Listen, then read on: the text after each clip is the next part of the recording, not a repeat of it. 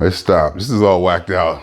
I'm doing this last minute run around, just trying to do some stuff. So I got up, and I was like laying in bed. I'm like, I'm gonna lay here till 11:30. And I'm like, I'm gonna lay here till 11:30. Forget y'all. And then he knocked on the door. I was like, oh, my gazelle's here. Oh, my glider. Oh, I love this glider thing. And it's sunny outside. I could actually ride my bike. I should have got up this morning and ride my bike because I got off my regiment of getting up 3 hours before work and doing like 2 hours on the bike, almost like an hour and a half, hour, 45 minutes on the bike or walking. Because somehow, somewhere, when I was working downtown, I ended up getting to work like an hour early. So I started walking and I liked it. Then the next day, I got up and did the same thing. And the funny part about it, it was like a 7 a.m. day. I think I was supposed to start at 7 a.m. and I got there like at 5:30. It was something just really weird. And I was catching the bus. Oh hell, I've gotten the bus on a Sunday to go to work. Got all the way down to North Hollywood Station and realized I didn't work that day. That's happened before. I'm down there, I'm like, how come there's nobody here? It was Sunday. But anyway, so for some reason I got to work early and I started walking. So I walked from 5th and Grand all the way down to the Staples Center. And I liked it. Getting like 6,000 steps in before work. And then during work, I walk on my breaks and my lunch. And then, catch the bus back. Public transit back home, those stairs. Well, I always take the stairs coming out of North Hollywood Station. Blah, blah, blah, blah. So that's how that started. And so I usually get up at 9, get on the bike, probably ride about 11 miles, 10 miles, which I probably will improve on because I was doing some things to where I was just trying to count steps and not really worry about riding the bike. I would have like in a low gear and just pedaling as many times as I can within a short span. And that's not right. This thing is stop. It was like jerking and sliding on the floor or something, but we'll get it stable eventually. I didn't even finish putting on the computer, and there's a limiter on this. I took the limiter off. There's limiters, these little black things you put on the end, they're limiters. I took them off. I mean, I'm not gonna put them on, but I'm gonna put the computer on. The computer thing goes right here. And it's like a little, cheapy little gauge, I guess. It doesn't have to be accurate. It just lets me know. It puts down like a miles per hour, and I'll try to keep it up at a certain miles per hour. So he knocked on the door. I'm like, laying there, I'm sitting here. I'm like, I'm in bed because I'm tired. I've been going. Family was here. Oh my goodness, family was here visiting, and people say, oh yeah, family here. Fun stuff, travel, blah blah blah, whatever. That still takes energy. It takes energy. My family's here. So while they were here, I was working. I'm still trying to get my steps, still trying to do that. They were, all of them were on vacation. So they were just not laying around, but they were in vacation mode. So and I'm working and I'm doing this, I'm doing that. That takes energy. And you need to replenish that energy. And I'm starting to realize too, it might not even be replenishing the energy. It may be quiet time, Jeffery time. Just, time where I could be quiet, just with my thoughts and just enjoy the experiences that I've had. And so they were here, granddaughter. Oh my God, let me tell you, granddaughter is a life changer. Granddaughter changes everything. And it's not from the standpoint of all the women and female, oh, she's so cute. Oh, look at her feet, kisses, oh, they cuddle. No, I don't have that. But there is something that child has my attention. And then people will go say, oh, that's your grandchild. Oh, of course, that's your daughter's baby. Of course, they're going to give a lot of not little, but they're going to give these kind of simple answers, obvious answers that are probably correct, but without deeper explanation. And then I have to go find a deeper explanation. Of course, you say, of course, that's your daughter's, that's your daughter's daughter. Of course you're gonna, of course. No, that don't work for me. It's not like I'm all lovey-dovey. Oh, look at her, she's so cute.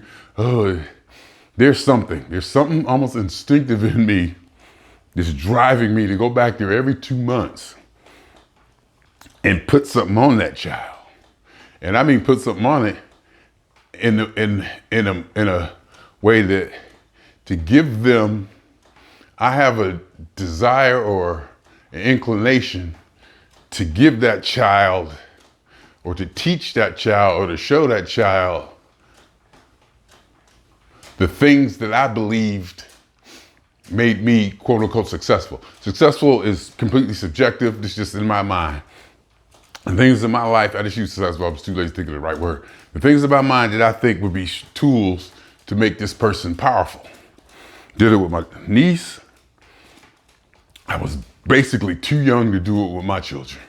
I was just too young, I was an alcoholic, but I still, even after I quit drinking and they moved back with their mother back to Ohio, I was just too young. We were just too young. And my ex-wife said the same thing, that she could see the things that we know now after having gone through the child raising experience and, the life, living on this planet, that my daughter may not see yet. It's like when you're in it, you can't really see it. But what my daughter does well, and yes, I grade everything, is she keeps that child spotless. That child is spotless, always dressed, just I don't like using the word perfect, but she takes care of that child better than she take care of herself. You look around her, she all raggedy and sloppy. I mean, she's just not messy. She's just, not attentive to the detail of neatness and the organization that I am. But that child, almost never hair out of place. Just always clean, diaper change like every 15 minutes and all that. I mean, both her and, my ex-wife, her grandmother, the child is just like, but if you look at Kimberly, she can't find the keys half the time, don't know where her wallet at, car mess, food everywhere, blah, blah, blah. But she does that part well. And maybe that's what it's supposed to be at that age. And they do the hard work. She's doing the heavy lifting. She's doing the hard work. She is definitely doing the hard work. There's no doubt about it. And I guess with me and my ex-wife is doing hard work too, doing the daily, daycare stuff. But there's also some things that we know that we can show, that we know that, 10, 15 years down the line, or 4 or 5 years, this will have an impact. And it's like, we know that. So there's definitely, I believe, a return on investment, because I don't do nothing for free. I don't care who it's for. I don't do nothing for free. I don't do nothing for free. I don't care who it's for. Like, even take care of my mother and stuff. It's not that I want, the reward for me would be for her to be healthy, happy, and, I guess a repayment for all the years she's, done stuff for me. Because caregiving is a stretch for me. Caregiving is tough for me. So I'm not compassionate like that at all. And my granddaughter, it's just so fascinating, number one. It's probably fascinating and intriguing, and just the child. And one thing about the child, the child is my niece, my sister's daughter. But granddaughter is just so pleasant, inquisitive, rough. She likes to play. You can play tough with her. In fact, we was playing jumpy, what I call jumpy, but basically it's worldwide wrestling. And we like, throwing pillows and hitting. And she just laughing. And I was like picking her up and dropping her on the bed. And she was like, Then I realized I'm not dropping her from high enough. And I was like, I'm not dropping her from high enough. And I started dropping her higher. Then I still got the giggles and had to rough it up a little bit. I know you're not supposed to say rough it up when you talk about kids and playing, but then I found out her father, actually, they play wrestling and stuff too. He said, oh yeah. He said, it gets kind of rough. And I was like, I knew it because she took to it too easily. Like she had, done that before. So I'm throwing her around and dropping her on the bed and hitting her with pillows, and she just laughing and fighting and, going at it with me. And that's just intriguing, and just to see her want to learn and touch and be fascinated. We take her to Santa Monica Pier and just have her just like look at stuff and see stuff, or just see that stimulation for whatever reason. I don't know, there's something driving me or I just enjoy it so much. I just get a big kick out of it. Hell, I'm flying back there every 2 months. I'm flying back there every 2 months to get my imprint on it. And I showed her, I was like, oh yeah, I gotta show granddaughter the setup, my computer setup here, because she always been sitting in my lap. She always sit in my lap. When she was little, I would sit her on my lap and, in front of the keyboard and the monitor. And I was looking at one video, she couldn't even do anything. She was just like, she could barely just hold her head up, So she was just kind of like sitting there looking with her hands there. I mean, there was no grabbing, no nothing. It was just, I'm like, why am I even sitting here for you to do this? But I guess I was doing it to get the video, whatever. And I realized she'd been, sitting on my lap like that for, almost all her life, or whatever that means. But now she can grab and stand and touch stuff, and she know how to swipe. I think she thinks every screen is a touch screen, because she'll like take it and like do this on it. She'll get a phone or a tablet and not, start banging on or hitting on it. She'll actually try to, go like that with her hand, scroll. And she, you'll see actual, scrolling. So she'll see movement when she does that. And I'm starting to realize that she's starting to pick up on something. So I'm thinking, I put one of my old laptops out. I was gonna try to do something with it, but I'm thinking she might need something with a touch screen nowadays. As far as a keyboard, just something simple as she hit A, have an A come on the screen.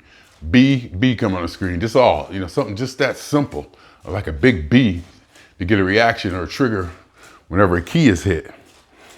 So you can see the response to that. And also here, I put the mic on and had it coming out through the speakers so you can hear my voice. And that she looked at and she was scared of that. She was leery of that. Because she'd hear me talking to the thing and then she'd look. And then I'd point the mic to her. She actually got shy and like turned away, like laughing, like, no, like literally shy of it. And that in itself was enough. That let me know she recognized that this just isn't, this is something, there's something else going on here. It was good to me. I was happy to see that she recognized, oh, there's something else going on here. This just ain't, me singing into a stick or putting this, metal thing in my mouth. She knew, because when I make a noise, and she hear it come through the speakers and then put the mic towards her, she'd shy away, even when her mother was doing it, So she knew. And then that's what you got to do the first time. And then so the second time, when they do it, they'll remember. They say, oh, you got to expose them. That's my idea. And then there's also, getting the family or the descendants or my offsprings ready to take care of my empire, to pass it on. I'm actually strategizing, hey, I need to build something that they're gonna wanna preserve. Something, so that means I'll have to build something that's relevant to them, to make something that's gonna give them an incentive to preserve it. But all my data and my writings and my talking and all the videos and music and that whole legacy, all my stuff is wrapped up in data. So we got that. And what was I gonna say? So it's just a game changer. It's just like I said, oh, I love her so much. Oh, I can't stay without her. I miss her. No, it ain't none of that for me. I don't operate in that. I think it comes back down to do your job. Just do your job in this family. You have a responsibility.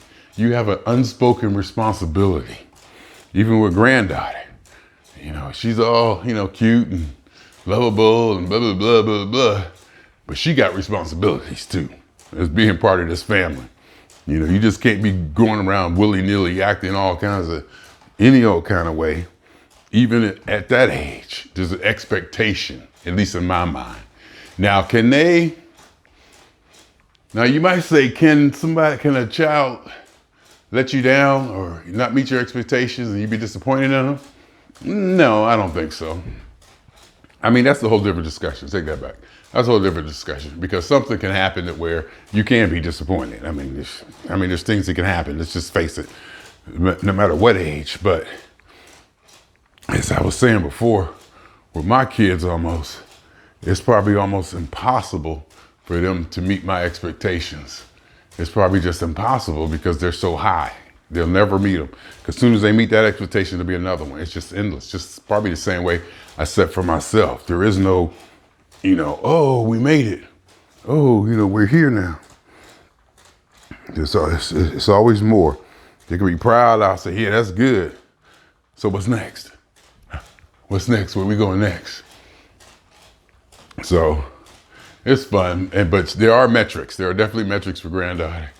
Attentiveness, reaction, things she don't do, watching her manipulate the world around her, how she attacks the world around her, how she interacts with people, what catches her eye, what doesn't. One thing I did notice too on the computer, I sit there at my computer station, I got all these screens up and all this. I try to put pictures on them and this and that and this and that. But watching the video that I was shooting during that, she was looking at the lights and the knobs on the audio interfaces. She wasn't looking at the screen. She was looking at the knobs and the lights. And I didn't see that, or I would have let her, I'd have reached up there and let her touch it. And as I realize now, a lot of times I'm holding her on my lap, she's trying to reach out and touch stuff, and a lot of times I'll turn the keyboard off so she could, touch the keyboard, do stuff on the keyboard without it affecting what's on the screen or the computers. And then also I was thinking I should have let her gotten close to the interface and stuff, but you live and learn. Took her to Pacific Park, Santa Monica, with the lights and the noise and the game room. Put her on one of those like little rides, the little rides that like out in front of the grocery store. All the other rides were closed, and plus she's way too small to get on them anyway. We put on those little rides that just kind of like jerk back and forth and do that. First she was like, not crying, but like, what the heck? And then she got into it, and next thing you know, she's trying to touch everything and put stuff in her mouth. And then, so then we set her down and let her walk around and see how she walks around, take her outside my mother's house and just see what she does when she gets outside. Not so much unassisted play or unorganized play, unsupervised play, but just let her go and do what she want to do. And she knows between the difference between, she knows stuff she's supposed to pick up and not pick up. And I think I started with the I think that's me. In fact, I'm gonna ask my daughter, I say, who started Was that mine? Because I'd see her trying to do something, go and then even she does it now. She knows. She'll see wires or something. She'll know. And I go, and she'll look at me and I go, and she'll know. And she'll just like let it go or keep going. And then it gets to the point where there's like wires all over my work area. And my mother, they're oblivious. She don't even touch or play with them anymore. So that was good. It was good. It's just good. Just let us here learning, have that imprint, put that grandfather imprint. And, like when I walk in the room, she'll hear my voice. She'll look up. She'll follow me because I'm the fun one. I'm the fun one. And, it's always experiment. I guess you could say I'm experimenting with her or giving her stuff to do and, this and that. And the reason I'm on this now, like I said, this thing came in this morning. I set it up. I wanted to get on it. And I start work at 12 in 17 minutes. And usually I get up at 9 or whatever. I'll ride for like 2 hours or whatever, walk or something like an hour and a half, 2 hours. Then I have an hour before work to groom and whatever grooming is, probably shower, throw some clothes on to eat. But now I'm like, okay, I want to get on it. I want to get on this. I want to get on this to get some work in. So I just did this instead of showering. So I probably won't shower today. At least my pants are clean. My pants and shirt are clean. For the new work week, I'll probably wear these for a month before I retire them and get up through this thing together real quick. It's not even finished yet. and I can feel it doing something on the floor that I'll figure out and get taken care of. It's like jerking, or it's like slipping. And maybe I have a piece of carpet that I could probably put down or something to maybe, make it a little bit more stable or whatever. But it's just like slipping on the hardwood floor. But it's no big deal. I was like, I gotta get on it. I wanna get on it. And it's like, I wanna get this put together and get on. I was hoping I had more time. But now I gotta stop and get ready for work, and I don't want to. And I'm thinking today is gonna be Monday before the holiday. I think people are gonna be trying to get stuff done. But we'll see. This will be 6 days straight. I ate like a fool last night. I worked from 1 to 9. Pittsburgh won, which always makes my Sunday better. I worked from 1 to 9 yesterday so that I can have Thursday off. And that's the Thursday me, the child, daughter, and granddaughter went to In-N-Out in Westwood. We went to my niece's apartment, to the apartment where she lived at UCLA. Kids today, we bougie. We're the Jeffersons. We are probably, you could probably look at us and see us as the Jeffersons, or the Beverly Hillbillies even, moving to LA. But you look at, where she's living, how she's living, and what she's probably quote unquote used to. That apartment she had, she got like 3 roommates and they all get along, and you can see how young and, youthful, and the world's in front of you and on campus, and, just, you can see how excited. It's irritating as hell to me to see all them kids. Irritating just to see other kids' energy, because they just, and then her roommate cooked some brownies. Oh my God, the brownies were so good. They're young, and they're young, but they're learning, and it's exciting. I'm excited for them. I don't want to go back and do it again, but I'm excited for them because I know how exciting it is to be in that. You're on campus, UCLA, major, campus college, prestigious. You're there right in the middle of it, Los Angeles, Westwood. So we saw her apartment. Granddaughter went in there, not shy, just grabbing stuff, going after stuff, wanting to touch things, getting along with people, and, doing what she do. And Westwood, then we went to Westwood. We walked to the In-N-Out, and we had In-N-Out. It was good. We sat there and we had fun. Granddaughter had her first In-N-Out. She was in there charming people. It was just good. Then we went to Santa Monica Pier, took some pictures, 360 camera, blah, blah, blah. Let granddaughter see stuff. She got scared of the scrambler. And the big thing, I held her up, and she's like, oh, you can see her like, oh. And of course, I got a kick out of that. She's like, oh, she could tell something was going on. Like, oh, she's like, give me back. That's all I want. That kind of, she's aware of that kind of stipulation. She can see the stuff around her and react to it. That's it. To have that memory or to have that experience. And so, that's good. All right, so now I'm gonna go ahead. I had to reboot my work computer yesterday. So I need to start work. I'm gonna swing on y'all later. Huh?